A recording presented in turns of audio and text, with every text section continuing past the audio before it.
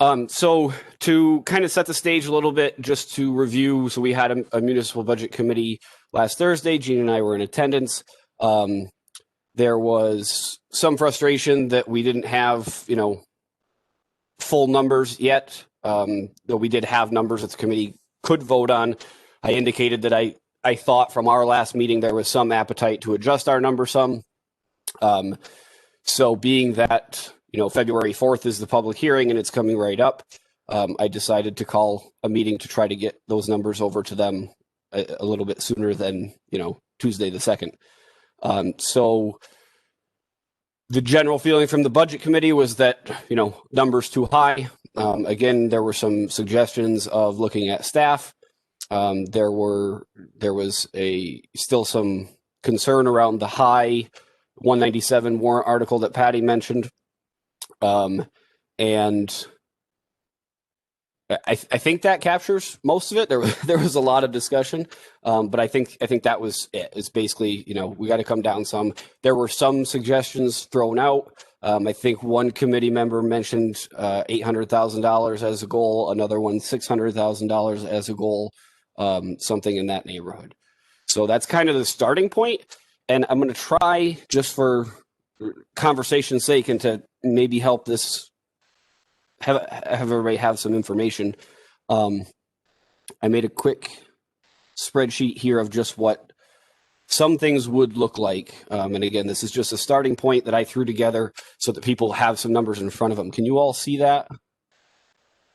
Okay, so just to quickly go through this, and I'm hoping anybody in the public that's connected via computer can see this as well. So this is, when I say cut total, this is any money that we cut that would come out of appropriations. So basically it would be cut from our budget number, and or, cut from that 197 warrant article. So if you add up whatever you're going to cut, and that's this number in this column, and then you combine that with, what our goal to return to the taxpayers for surplus would be, this is the resultant increase in the tax rate with those two given numbers. So for example, if we decided we wanted to leave the warrant article alone, but take the full $334,000 cuts that Patty said that they're comfortable with, and we were going to aim to give the town back $600,000 in surplus, the resultant increase in tax rate for us would be 5.21. So this just kind of gives a ballpark idea. The 250 is just a number I kind of picked out of my head as a nice round number. The 334 represents the cuts that Patty presented. 531 is if we cut everything that Patty suggested and eliminated that 197 warrant article. I don't think this number is exact. I think it's actually 531 and $700 or something, but it's close enough to, give you an idea of what the tax rate would be. I also know just from conversations and some research around the state that because of COVID, because of, hardships, and because of the concern of being in a meeting for 6 hours like we have some previous years, there are districts that are doing whatever they can to pare down the number of warrant articles that they have. And what I think that would look like if we were to follow that kind of blueprint, and I think Deerfield's leaning this way also, is we would basically cut out all of the little, $10,000 into this fund and $25,000 into that fund and withdrawing this. And we'd basically be left with, here's our budget and here's our paraprofessionals contract. And, then anything else that the board decided that we have to keep. And the one question that I have about that for Josh when he arrives is, I think the town was the ones that suggested that we get that vehicle trust fund set up. So I would be interested to hear what he says, if that's something that can wait a year or not. So anyway, I know I just threw a lot at you. I'm going to just leave this up on the screen so that people have a reference point, but I think I'll just open it up to conversation. I'm not sure how well I'm going to be able to see hands because it kind of minimizes everything. So Mr. Morris, do you have the capability, if you see, I guess board members, just go ahead and unmute yourself and we can talk. It doesn't have to be that orderly, as long as we're not talking over each other too much. So if anybody wants to chime in and get the conversation started, go right ahead. Andy, this is April. I apologize for being late. I had some issues logging in, so I had to try multiple times to get into this meeting, and I'm happy to be here. Could you just repeat, was there, the budget committee, did they give us, a target goal as far as where they would like to see our budget to be? As I recall, I think that the budget committee as a whole did not. I recall that one committee member was suggesting in the $800,000 to $900,000 range, and I believe another was around the $600,000 mark. The committee as a whole, again, did not give a recommendation, but those two numbers were kind of thrown out. I'm also having trouble finding my mute button in this smaller format here.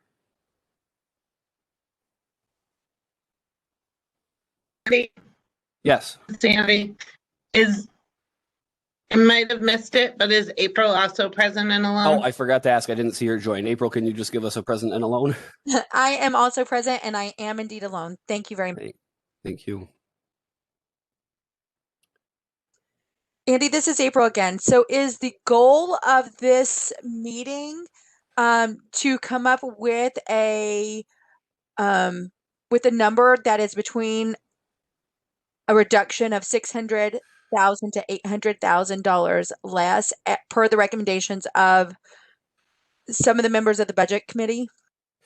I don't think so. The overall goal of this meeting is to come up with our final, as close to we can as a final number to give them to vote on. So they technically could have voted on what we delivered to them in the original copy of the warrant. But because I indicated that it seemed like at our last meeting when it was very late, there was an appetite to make some cuts. They were more comfortable if we could give them kind of what that number would be. So it certainly taking into account the opinions of the budget committee members. But I think overall, it's just what is this board comfortable with going forward. Andy, this is Ann. Thank you for putting the spreadsheet together. So just say we're looking at the top line. If we cut 250,000, you're saying return surplus of 500,000. The increase on tax rate would be $6.18. That's correct. And I think the number, just to put this in perspective, I probably should have put a column in here too of what it will show up as, without the surplus, because that's what it actually shows up on the tax impact sheet.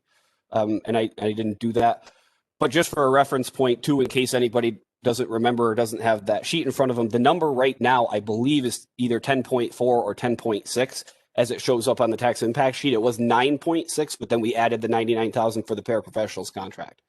So what you'll see at the meeting right now is a little north of 10%. That assumes a surplus in column B of $0. So, and the reason, I guess, just to explain a little bit further, the reason that I put this surplus goal number in here is obviously we can't say down to the penny what our surplus is going to be. But Amber, I think, reported last time that our surplus number was somewhere around $920,000.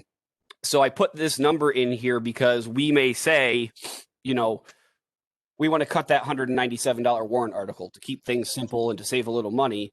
But if we then turned around and said, okay, well, we're gonna aim to return $600,000, but we end the year, or we get close to the end of the year, and we actually have a surplus of $875,000, then we could potentially say, like Ann suggested last week, we could take some of that money and allow Josh to do some immediate projects or whatever the district needs the money for, and still kind of hit our goal. So that's why I put this in here as a goal, because it really is a loose number right up to the end.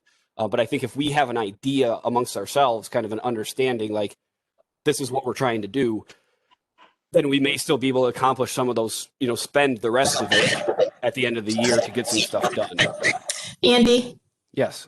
I'm sorry to interrupt you, but I've received two separate messages. One of them went an email to you and I that the URL on the website, people are having trouble getting in. It's saying that the meeting ended. So can we pause while I'm not sure what's going on, but we can try to get people in. I could forward them the email maybe. Sure, Andy, we can do that. I will say that I did it. Andy, this is April. That's the exact issue that I had logged into this meeting. I had to go into my email and use the link that the superintendent had sent us to access the meeting. Yeah, I think probably what's happening when I came in, Patty, was the one on the website was not clickable. And so I copy and pasted it into my address bar. but there's one E at the end that's on the next line. So when you copy the URL, it doesn't copy that last E. I'm not sure why the link's not clickable this time, but Okay, I'm gonna forward the two people that I've heard from. I'm gonna forward the email, and then Sandy, if you can watch your email and forward it to anyone else that has trouble, just give me 1 minute, please.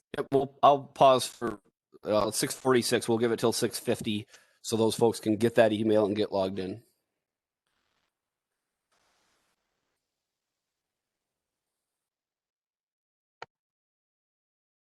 Patty, so far I've only heard from Jerry Fleury and I'm trying. I see Jerry is here now. But he's wicked smart, so he probably just figured it out. Hey, Andy. One thing just to clarify, when Ann asked her question, she asked it as a dollar amount increase in the tax rate versus a percentage increase, I think, if I heard that correctly. Sorry, that is that C, I should have labeled that. Thank you, Gene. If that's what you meant, Ann, and I didn't answer it, I apologize. This is a percentage increase, not a dollar amount increase.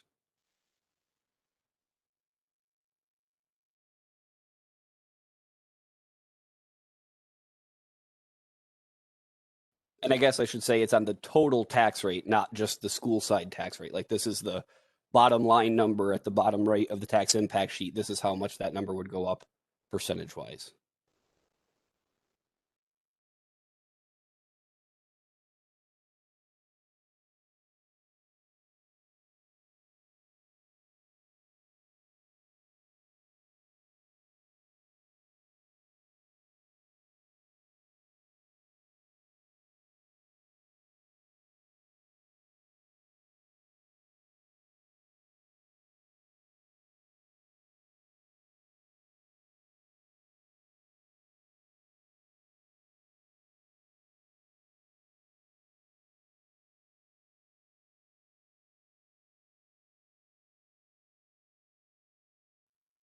I see Mr. Coughlin joined us. Anybody else that may have just popped in, no need to adjust your television sets. We're quiet because we're taking a little bit of break. There was a couple people that had access problems, so we're going to give them another minute or two, and then we'll start again. Okay, I forwarded the email to the two people I heard from. Did you say, yep, Jerry's here. Okay, you And should I'm be all good. set. Fantastic. Okay, so yeah, any other questions about what I did on the sheet here? Because it looks like I forgot to clarify a couple things, but other conversation ideas of where you want to start or anything like that?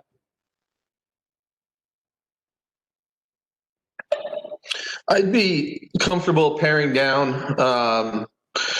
the warrant articles for expediency's sake and also, the budget. The only one that I'd have a problem with getting rid of would be, what numbers were they again? 6 and 7. For the establishing the vehicle expendable trust and then funding it. Obviously, if we approve the trust, we have to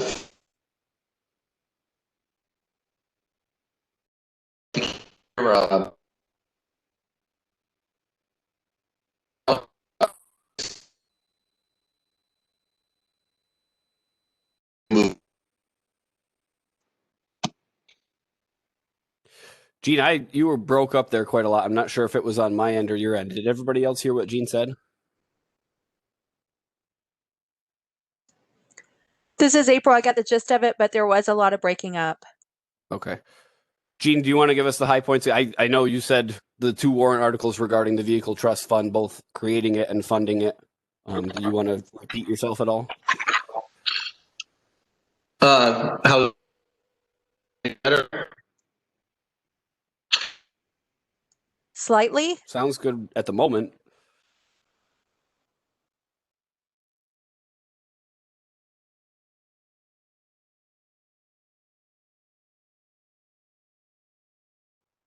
If you're talking now, Gene, I can't hear you at all.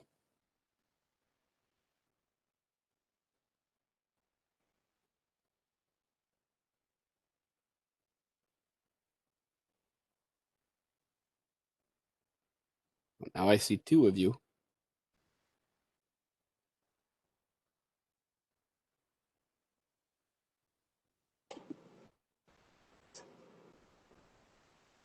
I'm back. Hey, Andy. Anyway, so as I was saying before, I'd like to forego everything except for the budget warrant and the paraprofessional contract on the warrant articles, and also include warrant 6 and 7 to establish and then fund the vehicle expendable trust.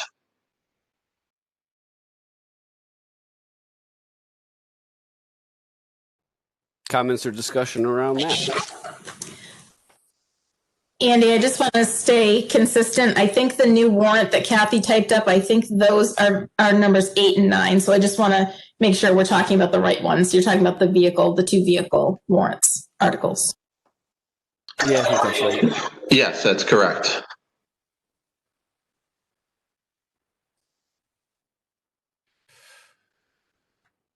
For my part, I think that makes sense. I think that, yeah, I think that makes sense. Gene, would your intention in that also be to utilize the 334 and cuts that Patty presented? Yeah, exactly. Yes, I'm sorry I didn't put that in at the beginning. And I said, and my reasoning as far as the vehicles trust and funding it was, being on CIP the last 3 years. It's something that has come up. Mr. Fleury has brought that up several times now, and it's something we need to address to be able to move forward efficiently in the future.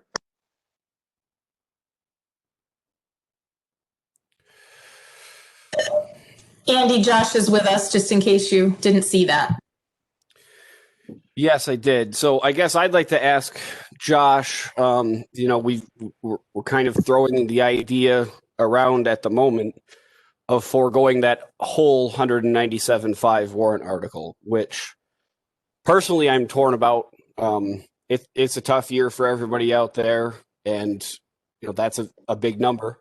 On the other hand, as I understand it, those are costs that are not going to go away. And if we don't fund them this year, we're going to have to fund them next year and the year after that and the year after that. So I guess I know you always say, you work with what we give you and what's another year, but I guess I'd like to hear your input on, if that were all to go away. And then also, as I kind of stated, I don't think you were on the line yet, but if we had an intended surplus goal, say of $600,000, and we ended the year with $800,000 and there was $200,000 left to play with, not the board's job to say what happens and what doesn't, but are there some of those projects that if there was some surplus this year that you could do immediately, or at least use those funds to get contracted immediately and get them done with some of that surplus money? So yes and no to all the above.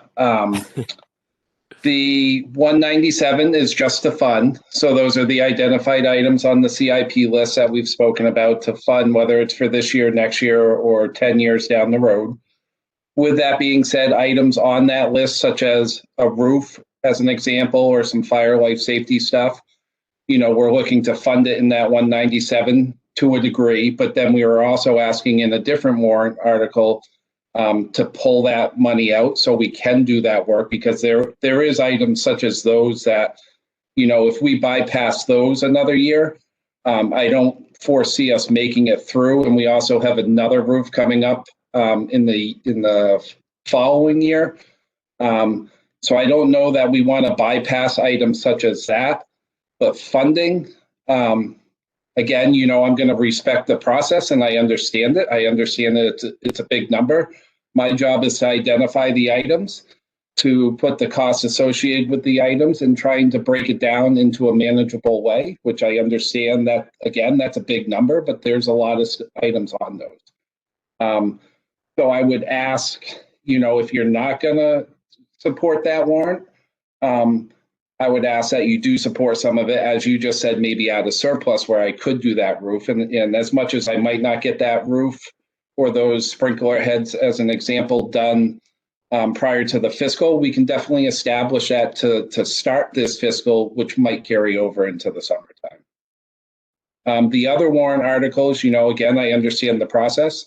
There is a need there, which is why we asked for them. More so, there was a need to identify all this. which we've done over the last 3, 4, 5 years. There wasn't good collaboration or transparency with these items out there in the public, whether it's to our administration or to you, the school board, or to the towns payers. And that's what we've really done over the last 4 or 5 years is be honest and identifying we're going to have some HVAC coming up. We're going to have some boilers coming up. We're going to have a truck or a van. And we don't want to just come to you in June and say the truck died on us. We want you to know the truck is 10 years old. As much as there might be 50, 60, 70,000 miles on the pickup truck, we almost do more harm to our trucks with how we drive them around the short distances, stop and go, as if we were driving 200,000 miles a year. So, my job is to identify it, to show you guys what we need, and then to make it work with what we get. Thank you. Any questions for Josh? I don't really have a question for Josh. I just, kind of making a statement here. I mean, I did want to see that funded in the same vein that the town funds for their major purchases, such as fire trucks, police cars, the trash truck, recycling trucks. This is going to come. This money is going to have to be spent. And if we can put ourselves in a position that we don't have to go to the town saying we need $100,000 for a roof or $90,000 for a boiler or whatever the case may be. I mean, that's what this was all about. But at this point in time, after, getting input from the budget committee and everything, that's why I'm kind of leaning away from it. And forgoing it for this year in the hopes that we can do some of it out of surplus, at the end of the fiscal year. But again, the reasoning behind that is sound. It's exactly what the town does. We want to put ourselves as a school district in a position to do the same thing with the least impact on the tax rate to the residents of this town, while still providing the essentials to keep the schools running. But, if this is something that we have to forego this year, we'll kick the can down the road again and hope for something better in the future. Andy, this is Amy. Can I share my input? Absolutely.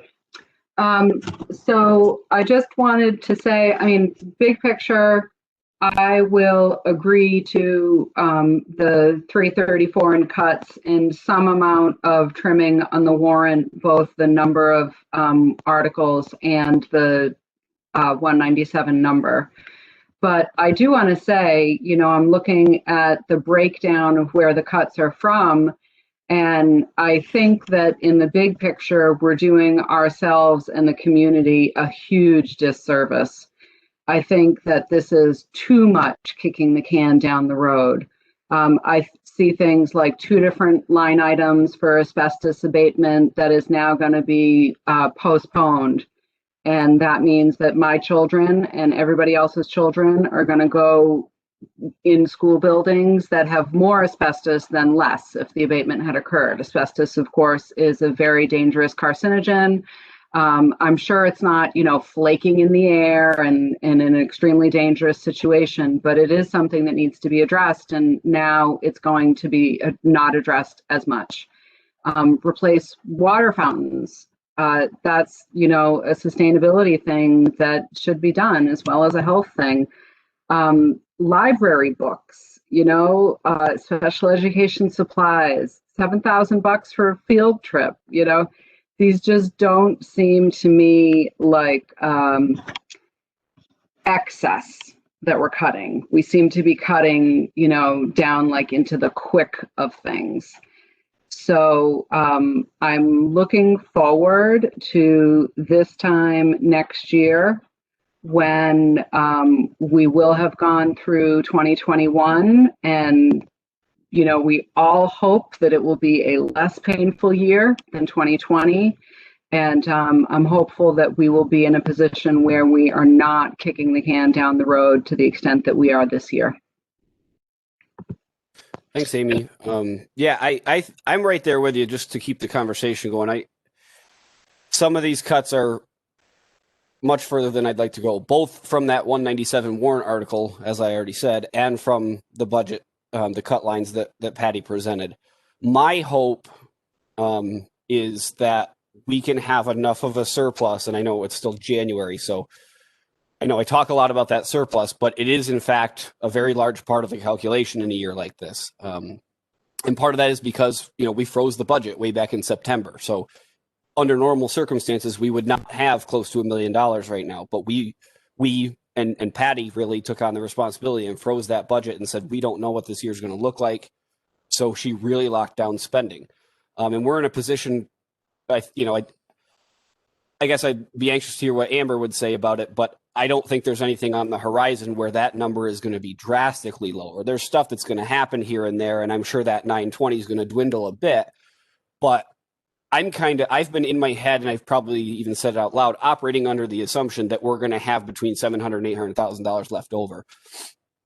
I would like to make our goal be one of these 600 or 500 numbers, and if that were the case and we got to, the end of May and our surplus number was $200,000 over our goal, I would love to see, $100,000 go to Josh. And, that's what we have. The two other warrant articles that he talked about drawing money out of that school building reserve was, I believe, one for 70 and one for 30. So if we had $200,000 left over, even above what we plan to return to the taxpayers, if we could give that $100,000 towards Josh's project and have another $100,000 that we could give back to Patty, that hopefully, of that 334, she would prioritize, and some of those things would not be cuts after all. That's where my head's at. So I'm kind of in this, return or cut what we've decided can be cut safely, and return about 600 or 700,000, hoping that gives us a couple 100,000 left to play with to do some of these things. And before I open it up, I just wanted to say, you probably saw me, I added another line here. What this 506 represents is this number, which was all of the cuts plus getting rid of the 197 warrant article. But then this is reserving that $25,000 for the vehicle, still raising and appropriated the $25,000 for the vehicle replacement trust fund, as Gene mentioned. So this is basically, I think, the scenario that Gene laid out, these 506 numbers. So anybody else want to jump in? Andy, this is Ann. I was going to ask a follow-up question, and I appreciate you giving us the information on this spreadsheet. That's very helpful. So just going back to the first line, like you said, if we cut 250, give back 500, it's 618 increase. What is the dollar amount is the base that this, so I can add the 618 to? Give me 1 second. I've got tax impact sheet right here somewhere. I didn't, the text, I don't have a copy at hand. Got to make sure I'm looking at the right year. So I believe the red line number from the end to closing the books of 2020 is $24.60. So, and again, this is I got to put this in here. This is a percentage increase, not a dollar amount increase. Oh, all right. So do we have a dollar amount increase? Because I've got that on my is tough when when we go to the budget and they're like, well, what's that dollar amount going to come out as? Yeah, so I can if you've got I can do that quickly as we're discussing. So I've got the whole formula here. So if I just punch in the numbers, it spits everything else out for me. So for example, with the 506 and the 500,000, the dollar amount would be $25.79, which is an increase of $1.19, I think. Thank you. $25.79. I can keep working on this while we're discussing and get as many of them in there as I can. The second question I have is listening to the budget committee the other evening. They were talking about reduction in some staff. I think I heard mostly, admin. Is that anything that we've looked at for this 334? I just want to see if I missed it on the spreadsheet. Nope. I'll let Patty address that. The one that I know of, there's a paraprofessional in there, but I don't believe any admin stuff is in there. But Patty can talk about how she came up with those numbers. Yep, it's the same sheet that we handed out to you at the last meeting and put it in your drive again. And the staff cut on there is one paraprofessional position at the Hill School. And at the last budget committee meeting, the discussion was cutting classroom teachers to increase class size. And, you know, I'm bringing these, we as an administrative team are bringing these cuts to you. They're significant cuts to try to minimize the impact, but we did not think that this was the right year to be increasing class sizes when we're coming out of a pandemic, and we are going to have students that are going to need assistance next year if there are gaps, or we really don't know what next year is going to look like, and this is not the year to add significant numbers to our class sizes, in our opinion.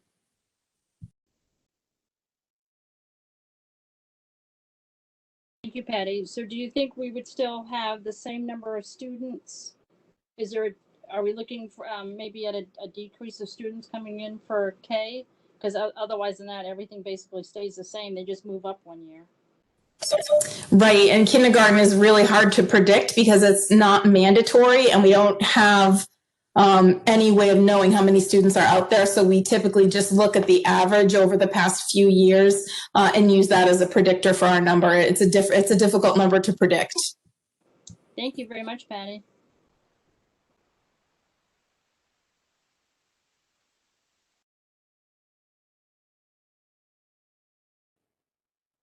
So just to clarify, what I'd like is eventually a motion with an actual dollar amount. I would like to discuss kind of in informal terms the surplus goal at some point, because again, that's not something that we can make promises on.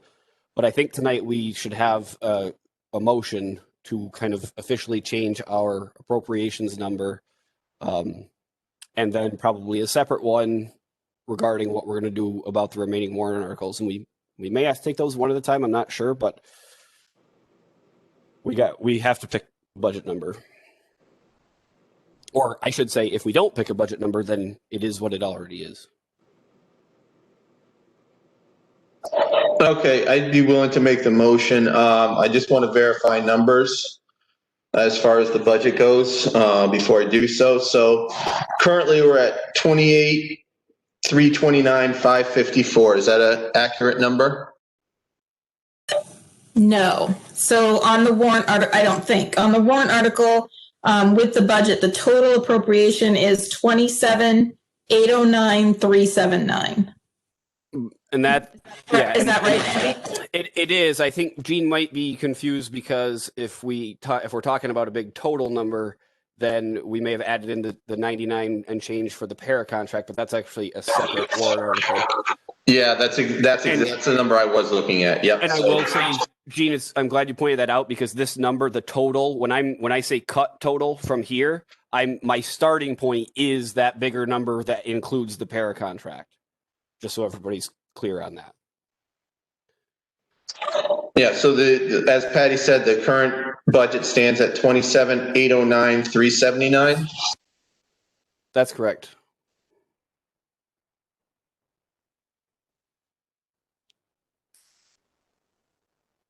Sorry, and I was trying to go through these, but then people talk to me and I can't do two things at once. I got confused. Could we possibly get a visual up on the screen of what the numbers are we actually are talking about? Sure. Seems to be, I know it's just easier for me to keep straight with that visual, and Andy, you're doing great. Yeah, so let me see. This up there for us. I don't know if this is big enough for you guys to see, but this is kind of, well, let's see. I gotta scroll back over. Oh man, I gotta get rid of my participants window. All right, so this is kind of the formula.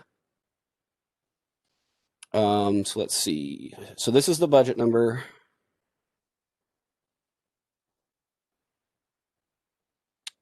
This is our estimated revenue, so that number stays the same. Amount to be raised by taxes stays the same. And then these I kind of just threw in for fun. So this is the number with the lower appropriation. So if I put a 0 in here, and I don't assume any surplus. So this is, can you guys all see where I'm pointing when I say this?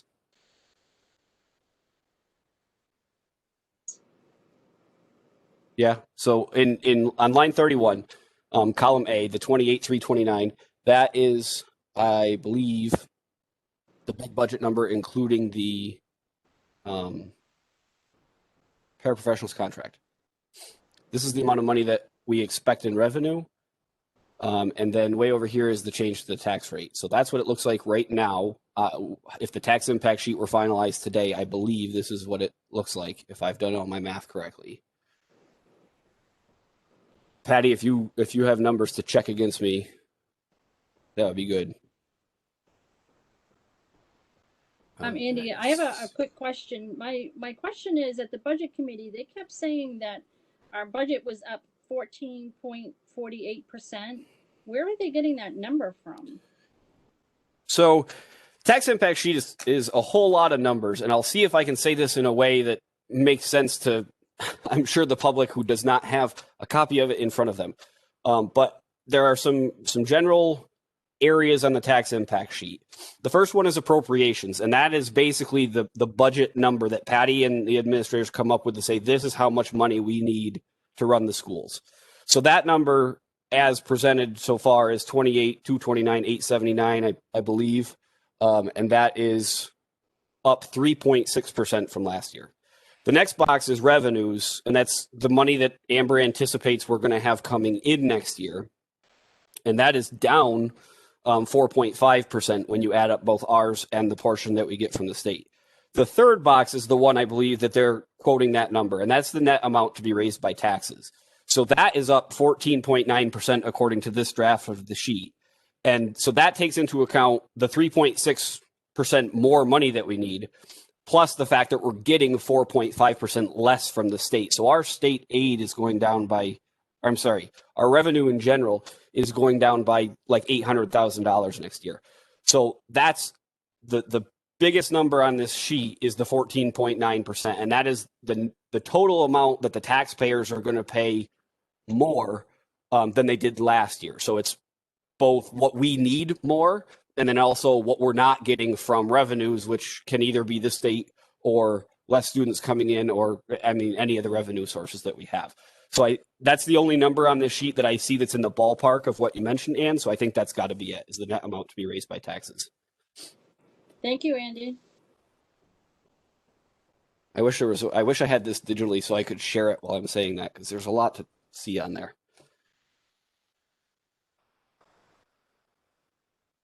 So I'd like to make a motion, but I'm still doing math right now. So if you can give me just a second.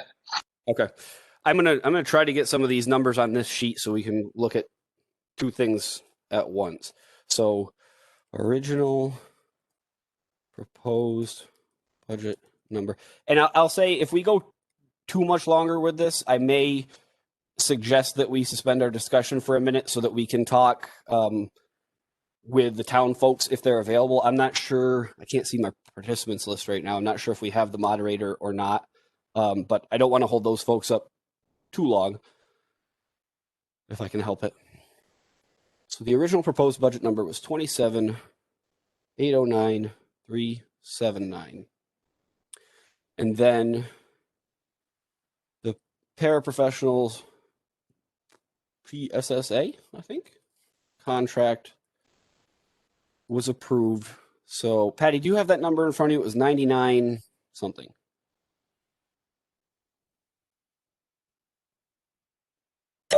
99,675.28. 99,675.28.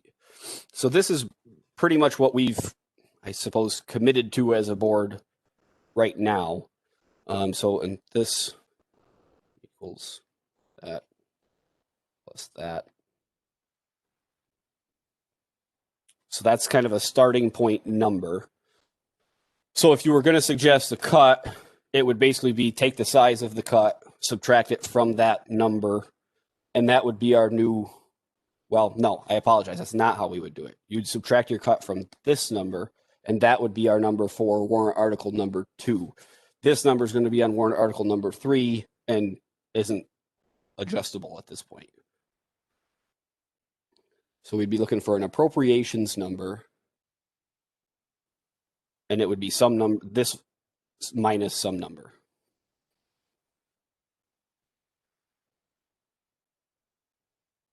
And then it gets a little more complicated than that if you also want to take away the 197. So if you wanted to cut, let's say we cut 506, as Gene suggested, but 197 of that comes, 197.5 of that comes from eliminating that one warrant article. So then this equals that minus 197.5. So we'd lower this number by 3085 and eliminate the 197.5 warrant article, which would result in an overall appropriations cut of that number. Patty, did I say that right? I think so. I'm doing some of the math myself. So I think making, like you said, changing the appropriation number first to start there. That's article number 2 on the warrant. And then moving from there, you can start working on the other articles. Right. So just one data point here, and I apologize, I'm not labeling these as I go. Gene's loose suggestion, not motion, of keeping the vehicle one in there too for a total cut of 506,000. If we cut the 197.5 warrant article, it would leave 308.5 that we needed to take from our appropriations number, which would take this number down to that.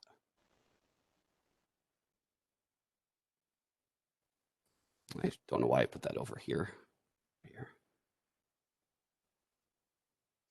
Do we have anyone that feels comfortable making a motion at this time?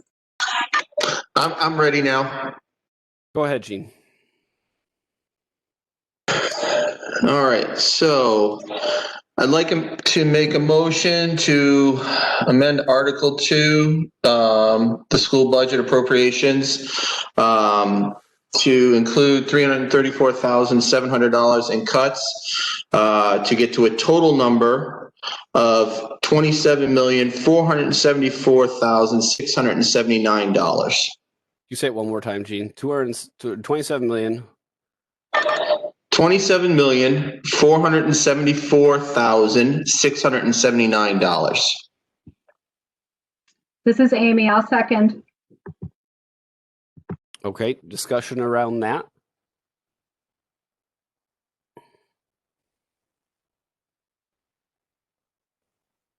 This is Ann. So that's the list that Patty gave us in our drive. Is that correct? Yes, Ann. Thank you, Jane. Any other discussion before we call the question? Andy, this is April. Before you call the question, can you just give us a moment to do a few calculations, please? Absolutely. And if there's something that I can help with the sheet here, just let me know. Yeah, sure. Actually, since I'm finding it very helpful what you're doing, would it be possible for you to give us a visual of the difference between the appropriations that's currently being proposed versus last year's appropriation, so we can just see the difference between those two? Yeah, I think I have that. Give me 1 second. So last year was 27,250, 105.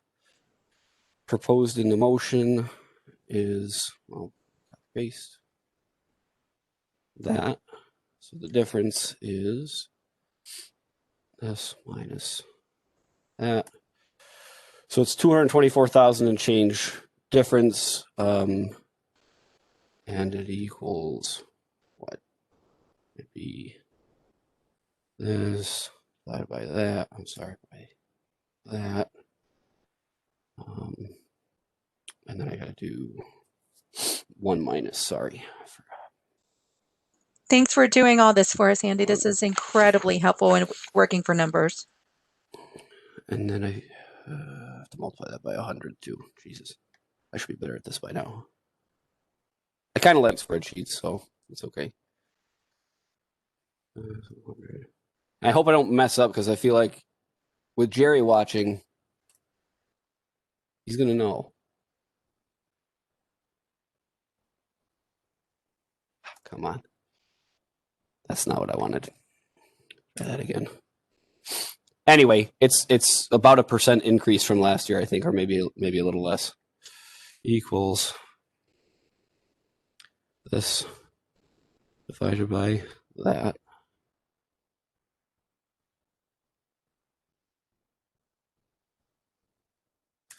That gives us that. So 1 minus that.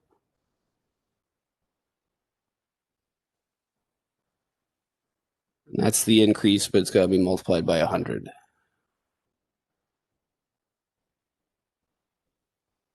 Andy, this is Ann. Thank you for that number. So do you have on your tax impact sheet what amount to be raised by taxes? Yes, tax amount to be raised by taxes last year was 11 million. I'll try to find a place I can put this temporarily. My sheet's getting messy. 11 million 401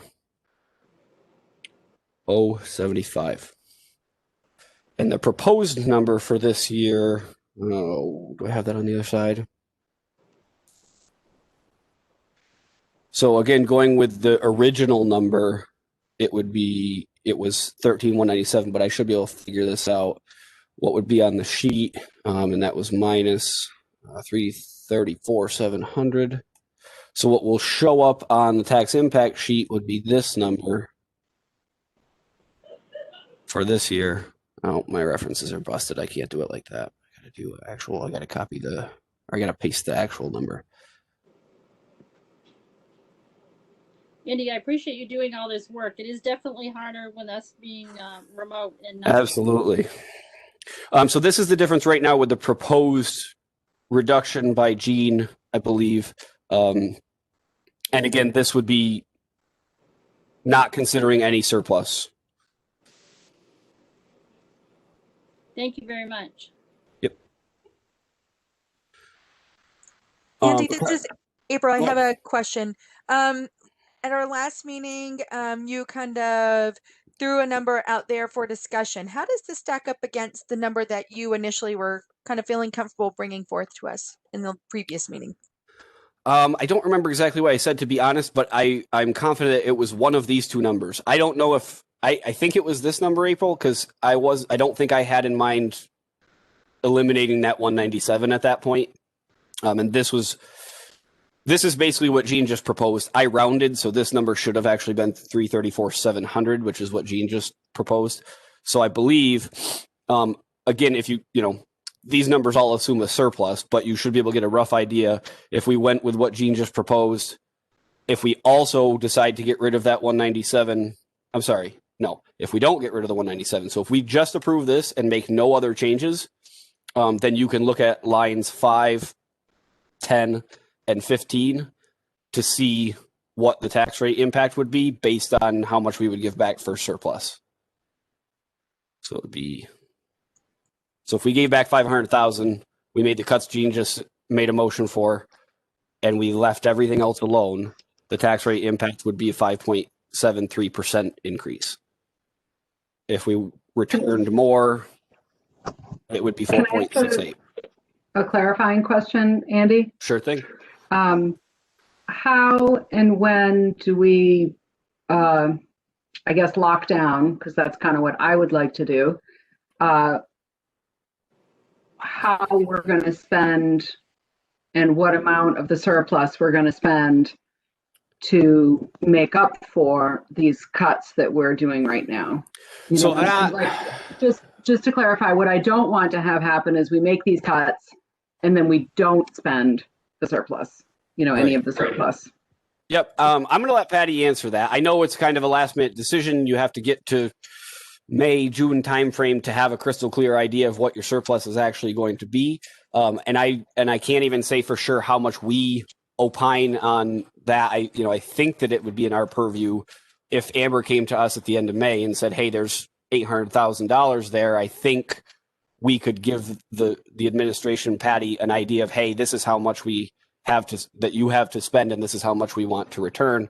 But Patty, if you can jump in and either verify or call me a liar, go right ahead. I would never do that, Andy. You're absolutely correct. I know you want to nail it down tonight, Amy, but it's a little early. I think right now it's about whether you're comfortable making that 334, I keep mixing up the number, $1,000 in cuts. The administration is comfortable with it. And once we get closer to the end of the year, we'll keep our eye out on that surplus number, and then the board can determine what number they're comfortable with turning back. Andy, this is Ann. A quick question is, I know we're discussing probably later when we were actually going to hold our meeting, our annual meeting. We're not going to hold it in March. We're pushing it off. So will this money be spent after that March meeting? Are we able to go ahead and continue what we're working on as a budget until we have our next meeting? I think technically, until it's presented and voted on by the town, we legally can change that number. I mean, last year, I can't remember exactly what happened, but Mr. Coughlin came to us, days before the meeting and said, hey, I was able to find like $180,000 or something that we could push off. And so we made a change very last minute. I personally, I'd like to avoid that if possible. I think whatever number we take to the public hearing on February 4th should be what we stick to, unless there's some, catastrophe, just because I feel like if I go there on the 4th and answer questions about a certain budget number and the public starts to understand that budget number and either feel comfortable or not, and then it changes, that would be hard to explain, I guess. Right. Thank you very much. But I guess I might not have been clear when Amy was saying that the amounts that we don't return because of surplus to purchase the items that we need, that we took out of this 334,000. We have up basically until the end of June, right? Because that's the budget year. Do we have to the end of June to spend it? Yep. Like Amy June was 30th. saying, not that we would forget, but if we miss that opportunity. Right. Yep. That part is not related directly to any of the meetings or anything like that. It's just after June 30th or midnight, June 30th to July 1st, whatever's left at that point has to go back for taxes, has to go back to the town, I should say. So as long as we do whatever we're going to do before that, we're set. Thank you. Okay, we have a motion on the floor still. So before any last minute discussion before we move that. Okay, so motion on the floor is to modify the number in warrant article 2 to, I'll just read the whole thing, to see if the Pembroke School District will vote to raise and appropriate the the school board's recommended amount of $27,474,679 for the support of schools, for the payment of the salaries to the school district officials and agents, and for the payment of the statutory obligations of the district. This article does not include appropriations voted in other warrant articles. On a roll call vote, I'll start with April. Yes. Amy. Yes. Ann. Yes. Jean. Yes. And I'm a yes. So that's taken care of. Sorry, I'm just taking a couple of notes here. So then I guess what we need to get a handle on next is warrant articles in general. I think we need to specifically make a decision around getting rid of or not some or all of that 197.5 number. And then we need to have a discussion if we're comfortable getting rid of the rest of the warrant articles to simplify the process, and if that includes or does not include the vehicle trust fund warrant articles. So anybody want to chime in on any of those three topics? Andy, this is April. I actually have a question about warrant article number 5. That's the $70,000 for the purpose of the roof replacement and the fire life safety items. I know this is kind of generalized. There has been some discussions in the past about, are we able to provide a list of just what those are? Part of my concern with a roof and a life safety is putting those off. I do think that it would be very persuasive if everyone knew exactly how that money was going to be spent, a little less generalized with more specific information. I understand we don't want to put in our warrant article. Life safety is not something that I would be in support of cutting at this time. And I guess that's why I raise it up. I'd like to see that pass. When residents vote on that. So I'm just wondering what additional information can we provide them to support this warrant article so that it has a greater chance of passing. Sorry, I'm so wordy. No problem.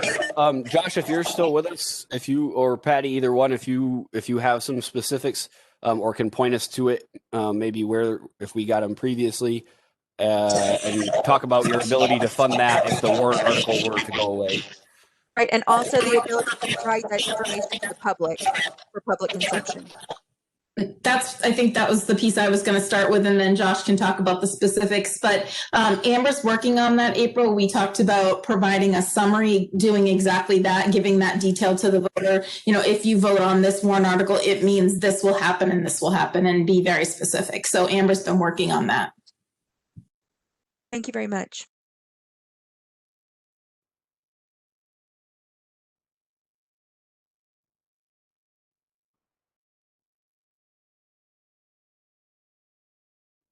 Josh, did I can't? Yeah, you I'll wanna speak chime to in? that. I wasn't sure if it was my turn.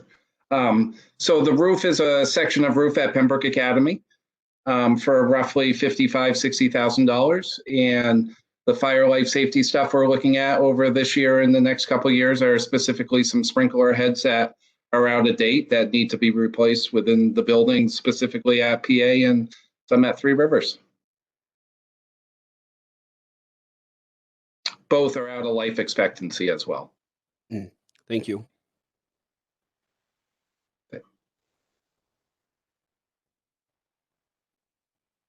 This is April. I just have a question about the roof. How we had that professionally kind of examined to give us something in writing saying that we are past roof expectancy, something like that.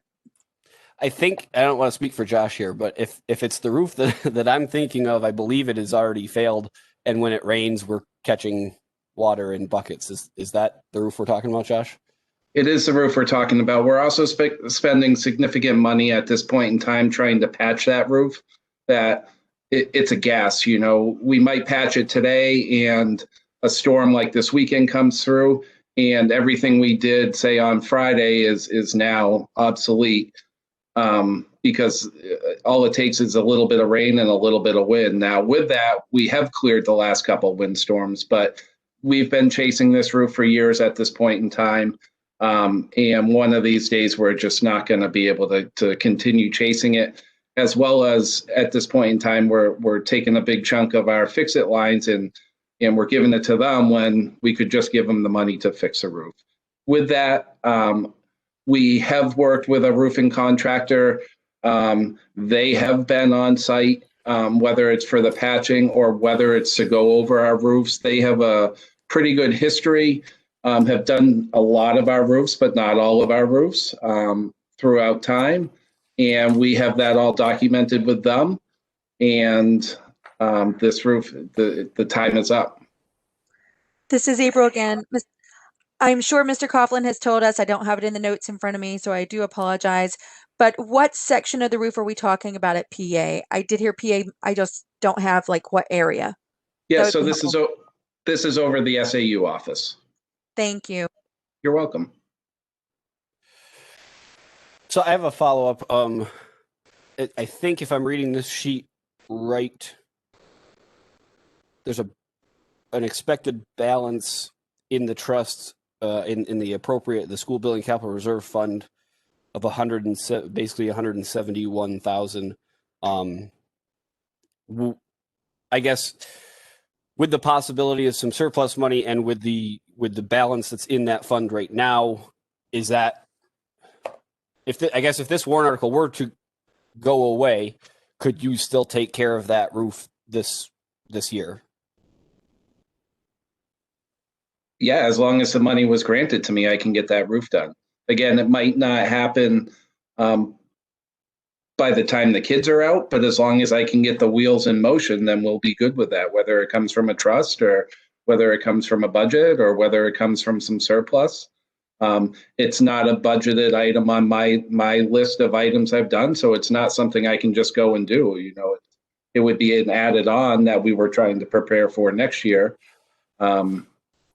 Instead, if the money's granted elsewhere, then yes. Gotcha. Thank you. So with that, just to speak of roofs, we do know we have another section. This section is at Pembroke Academy as well. That is starting to fail significantly, and it's an item that the following year we're prepared to bring that roof to you as well. And that section's over the library, and that's going to be about $100,000 roof as of last year. So price goes up a little bit. We try and just identify the items and get them out there. So those are the two we know of. And then there might be a little bit of breathing room for a couple years per se.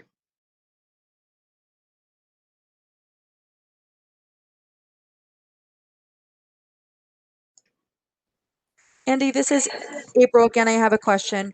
Let's say we have a surplus. As long as that like the money is accrued or on the books, it doesn't actually have to be physically spent out of the bank account by June 30th. Is that correct? For example, if we had accrued that cost, but the work needed to occur in the summer. So Patty, is there like an encumbrance type situation? Yes, and we actually have to be under contract with the work scheduled. Thank you. That's very helpful to know.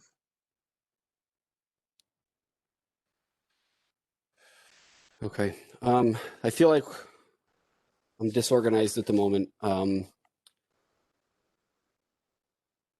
to figure out the most efficient way to tackle the rest of these.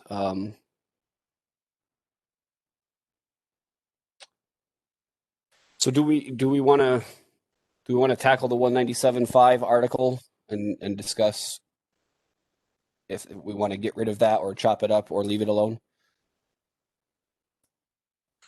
Which article number is that? Oh, let's see. It's towards the end. It is number 9. Sorry, not number 9. It is number 11.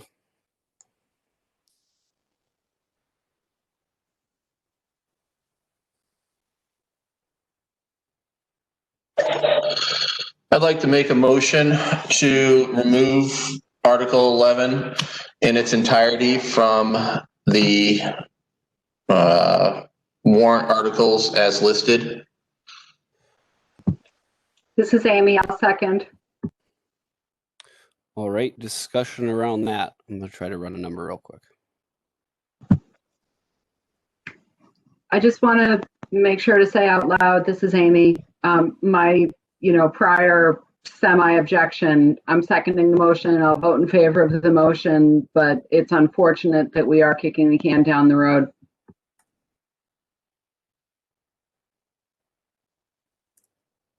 Any other discussion? Yeah, I too have the same sentiment on this. Andy, this is Ann. Would we be able to take some of the money that we are reducing the surplus and would be able to tackle some of those items? Yeah, we certainly have that ability, and that's, maybe that's not a conversation for tonight because I was hoping to do that, but we're stretching a little bit. But that's definitely at the end of the year. We have the ability, whatever's left, to spend all of it if we wanted to. And like I said before, I think I think this year especially, it's important to return some of that to bring that tax hit down. But if we, as a board, say, yeah, we'd like to return $500,000 or $600,000, and we end the year with 850, then we certainly can instruct Patty to spend that leftover whatever is left in between what we want to give back and what's actually left, and spend it. I think we need to have that conversation fairly soon because, like Patty said, you got to at least have a plan. Like that roofer needs to be under contract, and if we decide that on June 15th, it's not going to, that ball's not going to get in the air in 15 days. But I don't think we can really do anything exact tonight because that number is still up in the air for a few more months too. Thank you.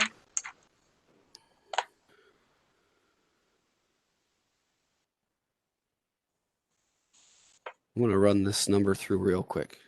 1 second.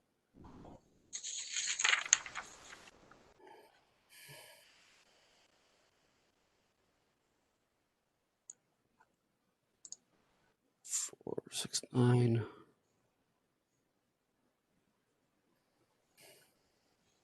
This is April. I'll just speak and say that I would be in support of removing Article 11. I'm looking at the trust fund balances, and it appears the history of the past 3 years that less than $60,000 has been withdrawn from the school building capital reserve fund, and we currently have a balance in excess, well, as of 6/30/2020, in excess of $170,000. So I would support the motion on the floor. Just for conversation's sake, so the lines I just filled in, 4.69, so these go along with these estimated surplus numbers. So if we, with the cut that we already made to article number 2, if we were also to get rid of the 197.5, this is what the tax rate increase would look like percentage wise, assuming again these surplus numbers. So if we gave back $500,000, the tax rate increase would be 4.69. If we gave back 600,000, it'd be 4.16, and if we were able to give back 700,000, it'd be 3.63. So just for a visual. I would, I guess, for conversation's sake, I would hesitantly support this motion as well. I've spoken to Josh a little bit in these, we've all heard from him in these meetings. I trust that he will get, prioritize the most important things if there is some surplus money at the end of the year. I don't like it. I echo a lot of what Gene said earlier. This is kind of the model that the town follows, the model that everybody has kind of agreed that we should follow. So to say we're not going to fund any of it is hard for me to swallow. But, if there's ever a year to make some hard decisions, I think this is it. I think we've got, we definitely have some people in town who have been hit hard with everything that's happened in the past year. And yeah, tough pill to swallow, but I think, like Amy said, hopefully some of this can come back around next year. We can get our feet back under us. But I think now I would vote in favor of this. Any other discussion before we call it? Okay, then on a roll call vote to remove warrant article number 11, which was to see if the Pembroke School District will vote to raise and appropriate the sum of $197,500 to be added to the school building capital reserve fund as previously established. This sum to come from the June 30 unassigned fund balance available for transfer on July 1, 2021. No amount to be raised from taxation. So on a roll call vote to remove article number 11, I will start with Gene this time. Yes. Ann? Yes. Amy? Yes. April? Yes. And I'm a yes. So that business is taken care of. Andy, this is April. I'd like to make a motion that we also remove warrant article 12, which is $10,000 to be added to the technology expendable trust fund. Okay, is there a second? I'll second that. All right, discussion around that. I think Patty said that was partly covered with some of the COVID funds. Any conversation around the $10,000 for the technology expendable trust fund? So this is April. The reason I'm making the motion is because looking at the trust and reserve funds, I see that this fund was established in 2014, and it looks like for the past 1, 2, 3, 4 of the 5 years. Is that right? No, I'm looking at that wrong. That's a transfer. I apologize. There has been only a transfer, not any expenditures from this account. So that's one reason that I would request that made the motion. Right. Any other discussion around removing Article 12?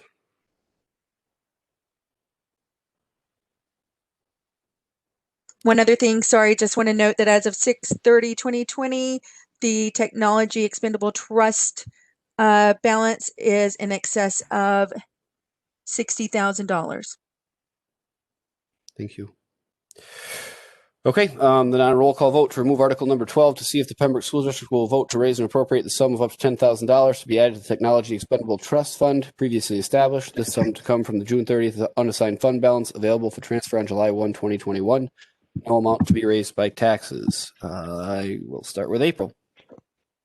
Yes. Amy. Yes. Ann. Yes. Jean. Yes. And I'm a yes. So strike that.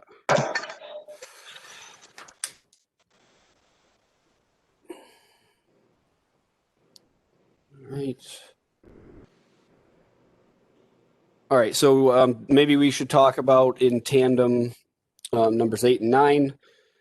The Vehicle Expendable Trust Fund. 8 is to establish the trust fund and raise and appropriate $20,000 to put into it. And then number 9 is to, I believe, raise and appropriate an additional $32,500. Am I reading that right? So yeah, so the $20,000 was to come directly from taxation to fund the new trust.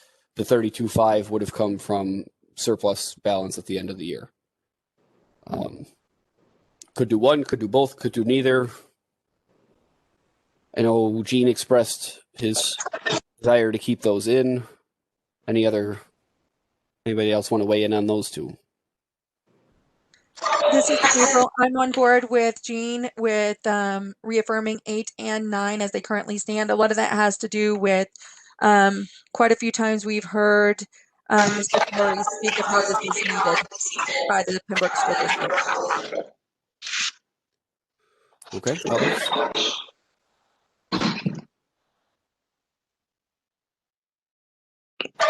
We don't need a motion to keep them, right? That's correct. Okay.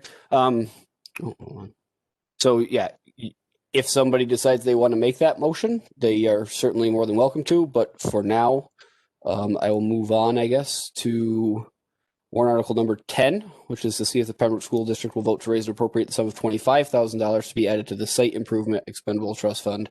That is also to be from June 30th unassigned fund balance. No amount to be raised from taxation. Thoughts on that one? Andy, this is April. I'd like to make a motion that we remove article number 10. The reason I'm making this motion is because the Site Improvement Expendable Trust Fund as of 6/30/2020 is in excess of $100,000, and the board has not withdrawn from that trust in the past 3 years. Okay, is there a second? I'll second that, Gene.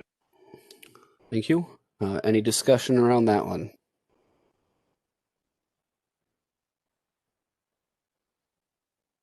I guess from my perspective, it's a relatively small dollar amount, and again, I think that simplifying the number of warrant articles and keeping our meeting as concise as we can this year is in everybody's best interest. So I would support this. Normally, I would not support removing it. As I understand it, that Site Improvement Expendable Trust Fund is for fairly large projects like parking lots and stuff. I could be wrong. So it would make sense to me that we may not draw out of it often, but when we do, it would be a big dollar amount. But again, that being said, this is tough here. I think that's one that we can get by without. So I'm in favor of doing that.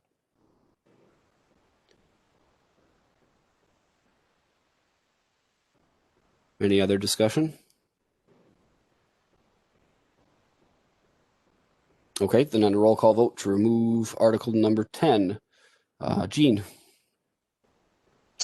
Yes. Ann? Yes. Amy? Yes. April? Yes. And I'm a yes. So we strike number 10. I don't know how I ended up working backwards through these, but warrant article number 7 is to see if the Pembroke School District will vote to raise and appropriate the sum of $35,000 to be added to the Equipment Installation and Labor Expendable Trust Fund previously established. This sum to come from June 30th unassigned fund balance available for transfer on July 1, 2021. No amount to be raised from taxation. So $35,000 into the Equipment Installation and Labor Expendable Trust Fund. Anybody want to Andy, discuss that. this is April. I'd like to make a motion that we remove warrant article number 7, $35,000 to be added to the equipment installation and labor expendable trust fund. The reason for that is as of 6/30/2020, the fund balance was in excess of $185,000, and I'm looking to see, I don't see any actual withdrawals from that account for the past 5 years. Thank you. Is there a second?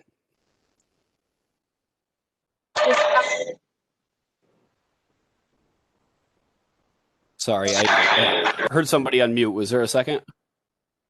Yeah, this is Ann. I second. Thank you. Discussion around number 7.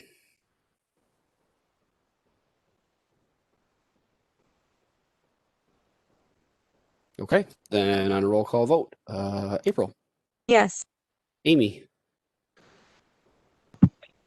Yes. Ann, Yes. Jean, Yes. and yes. So number 7 is stricken. So I don't know if we want to take these two together or separately, but numbers 5 and 6 are both to withdraw money from the school building capital reserve. Number 5 is $70,000 for the purpose of roof replacement, as we discussed, in fire life safety issues. Number 6 is $30,000 for the purpose of floor replacement and exterior painting district wide. Anybody want to discuss those?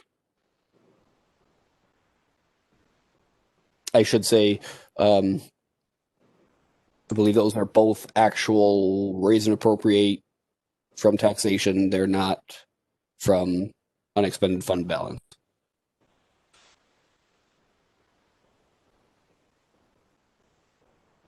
Andy, this is Ann. Can you give us the amount that's in the school building capital reserve fund? I believe it was 170, but April, do you still have that page open? I do. It's page 53 in the budget binder, and it's $170,933.57 as of 6/30/2020. Thank you.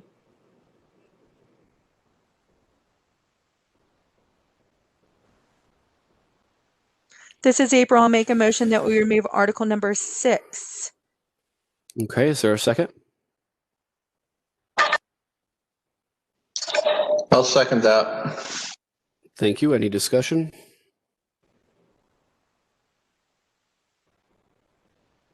I'll echo previous sentiment that I would typically not want to see this removed, and I would fully support it. But I think Josh has indicated that it's not completely essential, and I think this year needs to be about completely essentials. So I would support this year.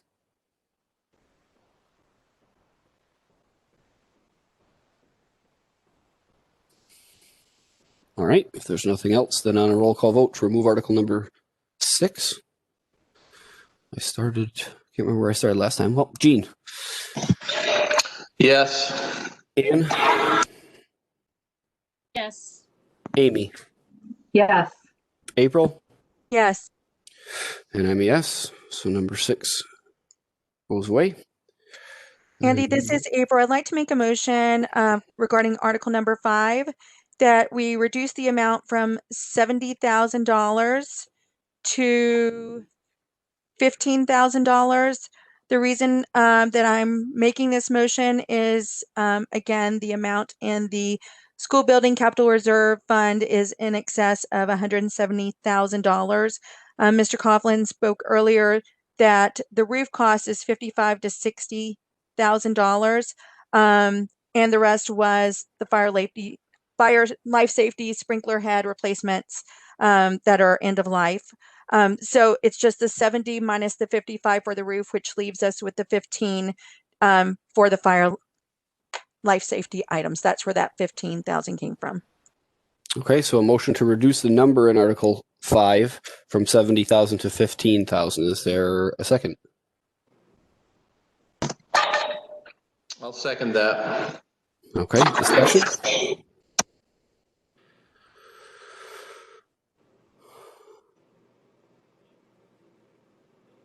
I'll say the same thing I've said for the last bunch. Normally I would be in support of funding this, but lowering this number Helps the tax burden this year in a tough year, so I will support this motion.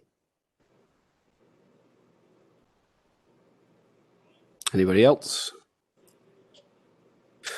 All right, then on a roll call vote to change warrant article number 5 to read, to see if the Pembroke School District will vote to raise and appropriate the sum of $15,000 for the purpose of fire life safety items. April, do you want to modify that language to take out the roof? Yes, that's the intention. Okay, so to see if the Pembroke School District will vote to raise and appropriate the sum of $15,000 for the purpose of fire life safety items, with said funds to come from the school building capital reserve fund previously established for these purposes. On a roll call vote, April, Yes. Amy, Yes. Ann? I missed it, Ann, sorry. Yes. Thanks, Jean? Yes. And I'm a yes. So article number 5 is modified. Okay, article number 3 is paraprofessional contract, which we already talked about. We've already modified article number 2. So I think that we're fairly well through these. So I think, unless anybody has anything that they want to throw out here last minute, I'm still not sure if we have our moderator on the phone. Is there anything else before I switch gears to the town side? This is April. I just want to say thank you very much to everyone who is involved in our town in this budget process and your feedback. And I also want to thank my fellow board mates for attending this off-schedule meeting to continue to discuss the budget. Absolutely. Andy, Yes, ma'am. Patty, I just forwarded you an email that An you access need issue? to look at. No, it's a clarification on one of the warrants. I didn't get it yet, but my guess would be that it was to clarify that the withdrawal was to come from the Capital Reserve Trust Fund. I have to pull up the email again. Okay. Andy, do you want to just recognize Jerry to see if that was the clarification he was making? Sure. I'm trying to read the thing here, but I'll just, Jerry, if you want to unmute yourself, or Patty, I don't know who else to unmute now. Here, I'll request it. Jerry, if you want to chime in, if we made a mistake or something, you can go ahead and clarify. Yeah, Andy, can you hear me? Yep. Okay, Article 9 on the funding of the 32,005 for your truck. Yep. There's an error in the language of the warrant. It says it's a contingent on passage of Article 6, which you've repealed and which had nothing to do with that. So you want to amend that before this gets to the budget committee, or this isn't going to be valid language for this article. Right. That should refer to Article 8. That was from before we moved them around. Thank you very much, Jerry. Okay, you're welcome. So I'll make a motion then that we amend the language in Article 9 to read, to see if the Pembroke School District will to see if the Pembroke School District will, contingent upon the passage of Article 8, vote to raise and appropriate the sum of up to $32,500 to be added to the Vehicle Expendable Trust Fund previously established. This sum to come from the June 30 unassigned fund balance available for transfer on July 1, 2021.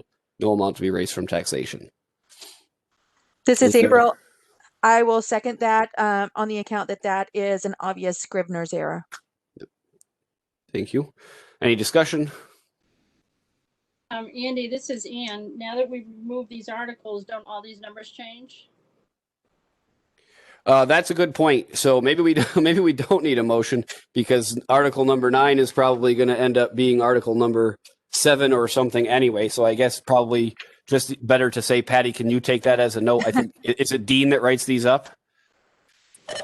We do them and run them by Dean, so I will have Ken amend them after this evening and have him take one last look. Okay, thanks. Good point, Ann. Thanks. Good catch. But I appreciate Jerry bringing that point up to us. Thank you, Jerry. Absolutely. So Andy, do you want to officially withdraw your motion? Yes, I will. Is withdraw the right word? Probably is. I've never done it before. I will withdraw my motion. Okay, thank you. So with that, I see. So we've got Jerry with us, who's the vice chair. We've got Mark LePage with us, who's the chair of the budget committee. I think we still have David. I think we still have David on the phone. We don't have our moderator, so I'm not entirely sure how much progress we can make here. But I want to try to set the stage here, and then I'll let Mark or David jump in if there's something that I missed. So the situation that we find ourselves in, trying to be as succinct as I can, is there's a general feeling, I think, that a virtual meeting or the alternative process that was presented by the state was not something that we were interested in. We believe we have legal means, and that's been reaffirmed through some recent RSAs or changes with executive orders and whatnot, to postpone our annual meeting. The deliberative session, the public hearing portion would still occur on the 4th of February as scheduled, and that's planned to be virtual and hosted by us on this platform.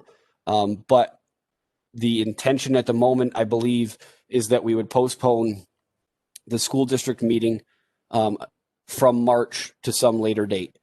To set the stage a little bit further, I believe, and there's been a lot of emails flying around lately with different executive orders and different opinions from everybody. So if I get this wrong, if anybody disagrees with what something I say, jump in, please. But I believe it is now up to the governing body to call the meeting, which means we need to pick a date that our meeting is going to be and let the moderator know. We still need to post our meeting as if it were going to be on the normal date in March.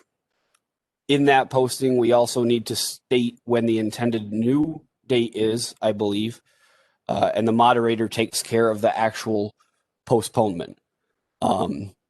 So, there's a balance here. I think we have up until, I think it said we could do the second week, or we could, well, that was for voting. Sorry, I'm getting off track.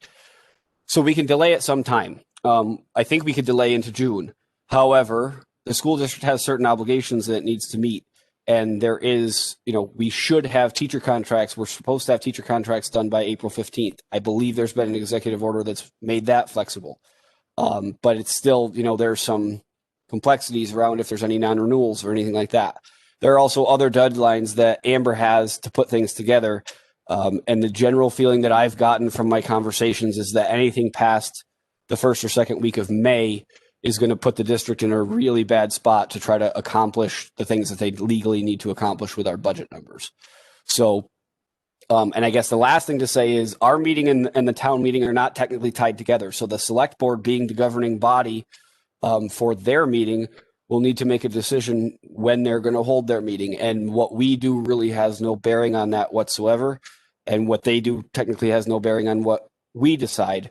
So what we need to come up with tonight, and I'd like to hear from David and Mark both, their general opinions on the matter, is when we're comfortable holding our public meeting, our school district meeting.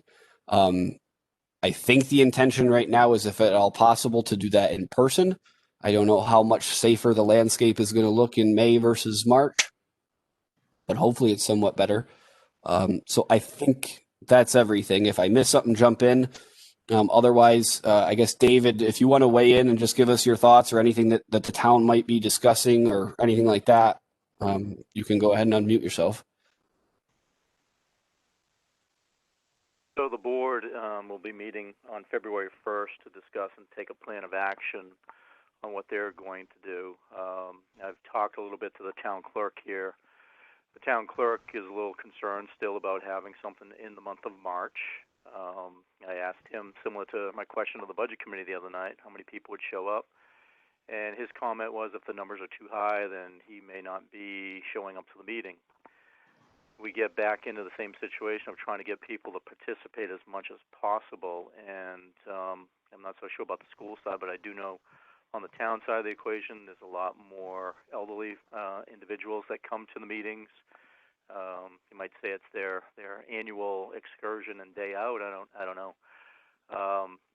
But I have no control. It's really up to the Board of Selectmen. But I think if I were the one making the decision, I would try to kick it as close to. I try to keep with the school district, and I try to keep it closer to maybe doing something in the month of May, which would ultimately give us the opportunity, hopefully, if we can't have it inside, that we could do something outside.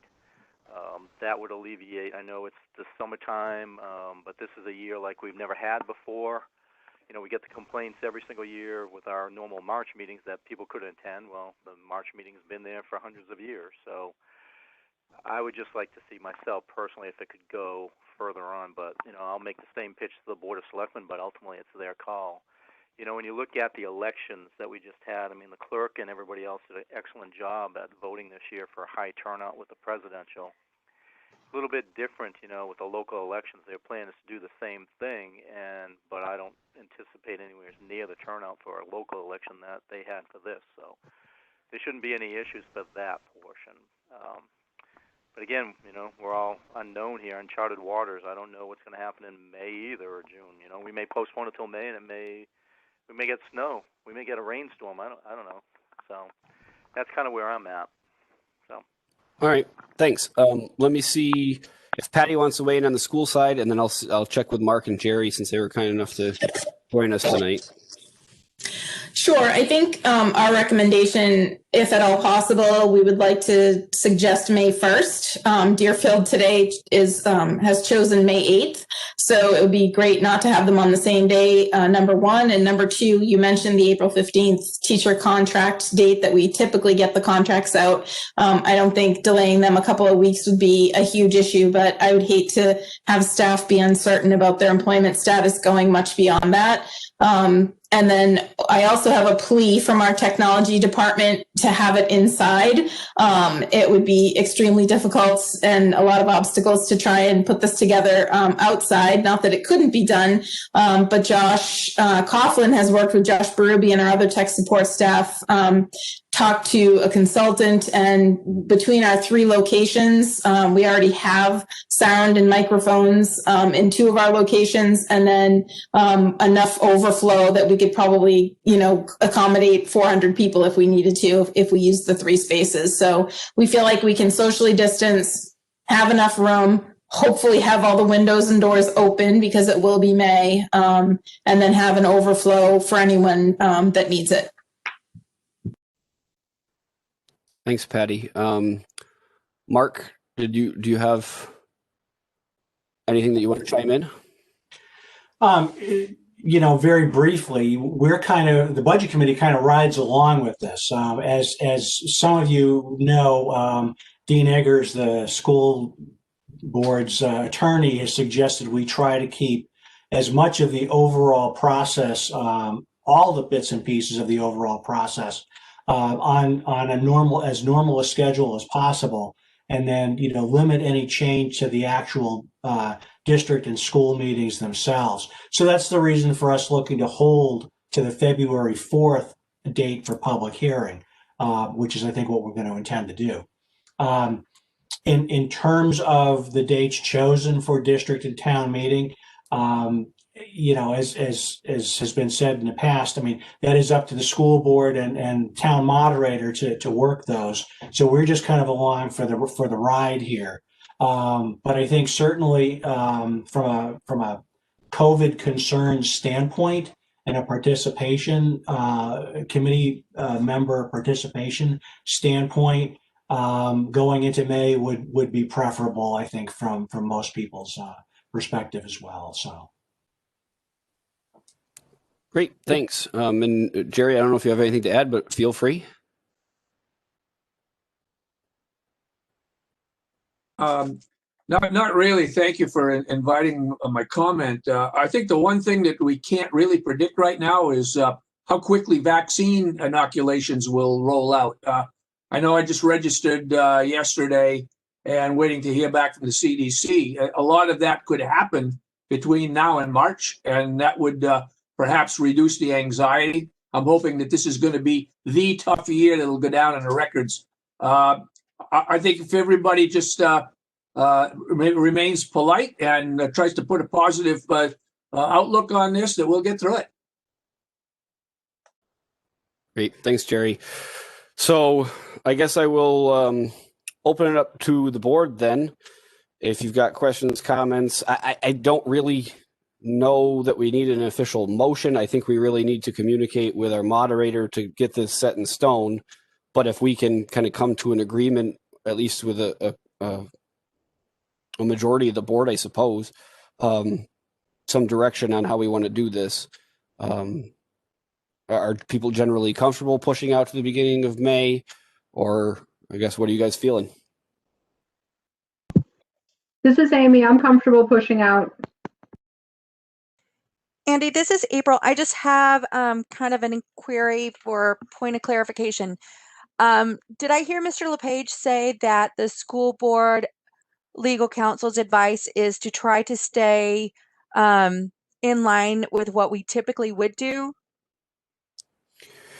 Yeah, I guess, Mark, I don't want to speak for you. If you want to speak to that, go right ahead. Sure. The discussion that was held in an overall conversation regarding, potentially changing district dates, and the premise was that the district meeting or the town meeting date itself would be changed, but the recommendation was that all the supporting bits and pieces, such as public hearing for the budget, such as printing up town reports, and due dates for information for that to David, to the printer, that all those other bits and pieces remain the same. Thank you, Mr. LePage. Other questions? Andy, this is Ann. I just have a quick question, probably for Patty. I know you were saying that we'd be able to hold off the teacher's contract. What's the date that the paras contracts need to be offered? I don't have the draft in front of me, Anne, but I feel like we maybe settled on June 1st, something like that. June. Yeah, June 1st, I remember. Thank you. For conversation's sake, I'd be supportive of May 1st. If it weren't for deadlines, I'd go, maybe a month past that. But my general feeling is always I want as many people in attendance as possible. I think the more people in town that understand the budget process, the better off we all are. And weighing the need to get some stuff done in a timely fashion versus trying to do this as safely as we can. I'm comfortable with. I guess I'll just go ahead and say May 1st. Early May is fine, but if Deerfield has already scheduled May 8th, I certainly don't want to take the risk that either Patty or Amber wouldn't be able to join us. So I'm okay with pointing towards May 1st. I guess the only concern I have in this whole situation is, if we still have the public meeting or the public hearing on February 4th and the voting's moved out to May, and we've bounced around the idea of having informational sessions between now and between the public hearing and let's use May 1st as the end date. I mean, it's going to be beneficial, but if we have an informational session a few weeks before the vote, is anybody going to show up? And will they have remembered what went on back in February? That's basically my only concern with this whole process. Yeah, I agree, Gene. And I don't know if I said it at a school board meeting or if I said it at an NBC meeting, but one thing that I would really like to see, and I don't see why we couldn't make it happen, is to record that February 4th meeting. And, we talked a lot about making all of the documentation and everything available, some paper copies at town hall for folks that might want to do it that way, on our website, on the town website, and kind of being very cohesive about it. I would also like to have that February 4th public hearing recorded, so that, anybody has months, if they'd like, to go back and rewatch that again or watch it for the first time closer to when the meeting actually takes place. I think that would be a crucial piece of this whole thing. Hey, Andy, this is David. Go ahead. The file that Patty sent over, we were able to load that, so that's loaded up on the town's website. It's under the virtual recordings, just like the others that we've done for conservation or selectmen's meetings. So if it can be recorded, then we can load it. Excellent. And you're talking about last Thursday's NBC meeting, right? Correct. Yep. Yep. Cool. That's on the town's website now. Great. I see Mark LePage has his hand up. Yeah, just to follow up, I completely agree. And I had talked to Patty about doing that. I do think that's by far the best way, Gene. The informational session will be out there as an option. If we get a sense that there maybe would be some value in doing a session prior to the district and town meeting, we can. I don't think we need to finalize or worry about determining that right now. Certainly, the recording, I think, will be the best resource for folks, along with the materials on the website. So I think we can revisit. We can look at that down the road in, say, early April to see if anybody thinks it's warranted. Thanks, Mark. Any other discussion or just a general feeling, I guess, from everybody? I think Amy and myself have indicated that we're comfortable with that first day of May. I'd like to get opinions from the others, I guess. Andy, this is April. I'm just thinking about still around the 1st of May, temperatures can be rather cool. If we're going to entertain having this outside, despite IT staff not desiring that option, but keeping in mind the well-being of our fellow residents and recommendations that outside meetings are safer, would it make a difference to go to mid-May?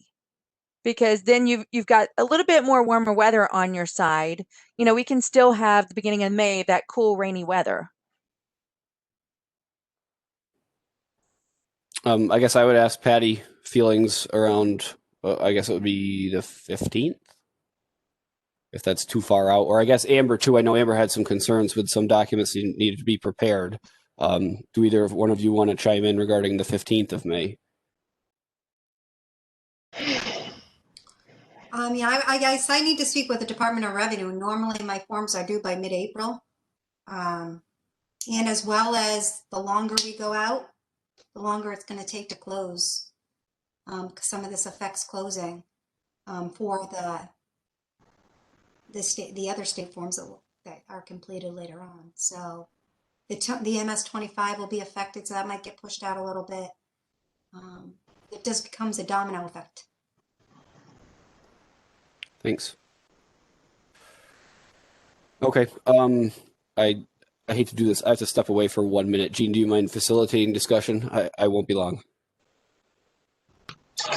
That's fine.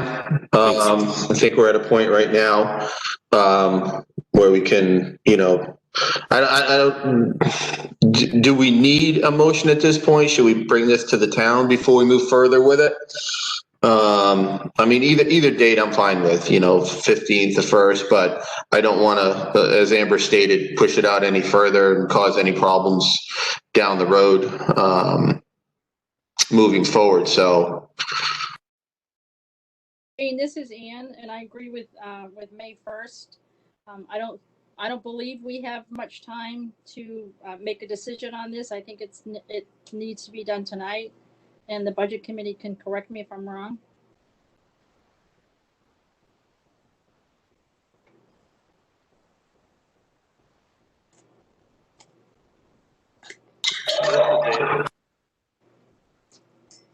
Go ahead, Dave. When the budget committee gets done, somebody is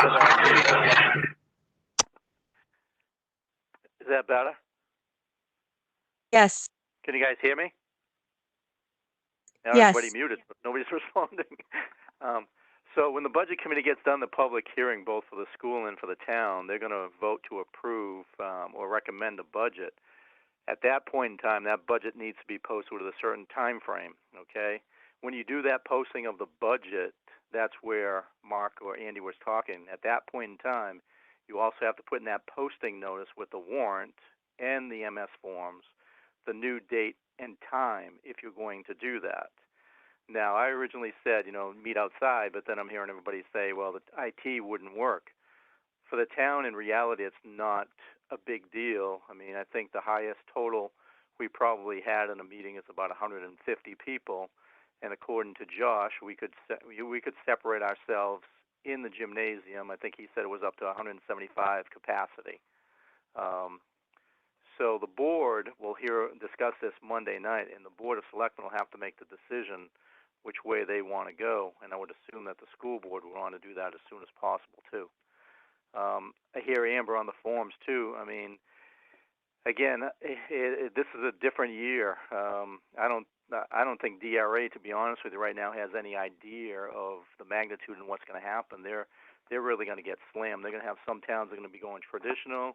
They're going to have some towns that are going to postpone it. You know, this could very well run into the tax rate setting process also being delayed at the end of the year.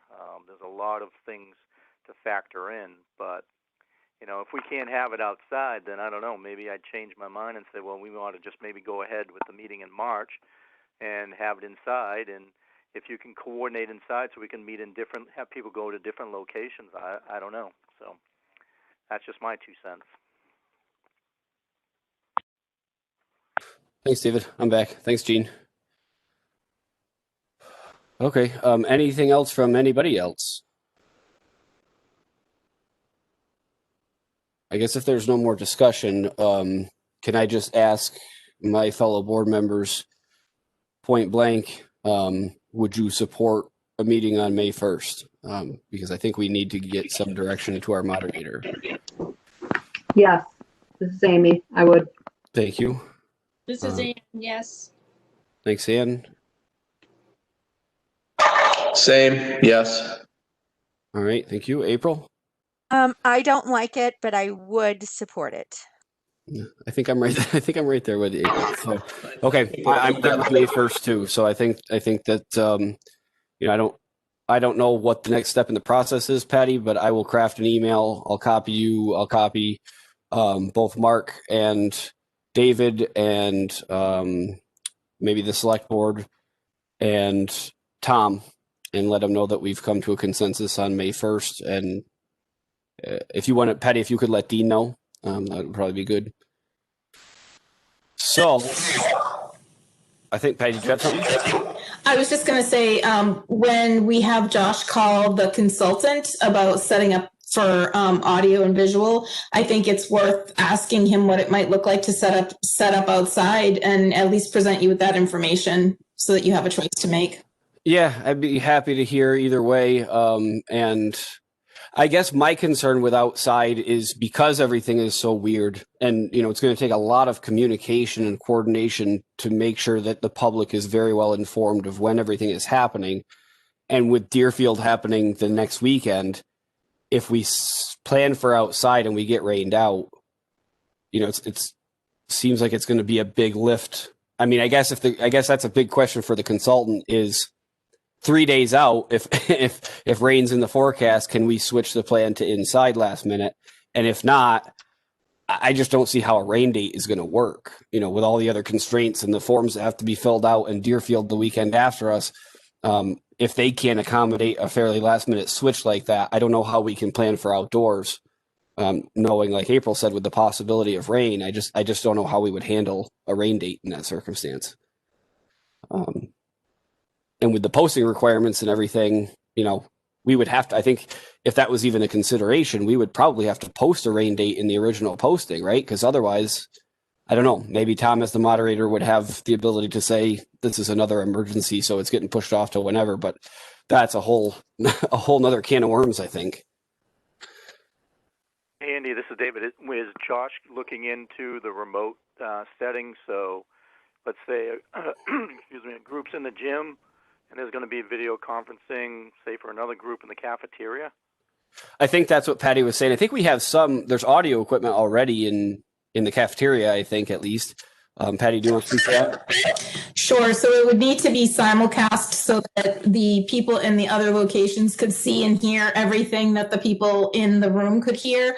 And there would have to be deputy moderators in the other two rooms, and people would need to be called on to speak. They would have to walk up to the microphone just like they were in the actual meeting. So it would just be 3 locations, but everybody's seeing and hearing the same thing at once. I like that version. Might have to deputize Pitsy again. I'm sure he'd be honored. Okay, well, I think, Patty, correct me if I'm wrong, I think we've accomplished what we wanted to accomplish at this meeting. If there are any last comments, concerns, questions regarding, I guess, budget number, warrant articles, or the meeting, I would hear those. Otherwise, I would accept a motion to adjourn. This is Amy. Second. Okay, motion to adjourn and a second on a roll call vote at 8:26 p.m. April, Yes. Amy, Yes. Ann, Yes. Jean, Yes. and I'm a yes. As April said before, thank you all for making yourselves available again. I know we've had a lot of additional meetings, but lots to do. Everybody have a great week. Thanks, you too. Good night.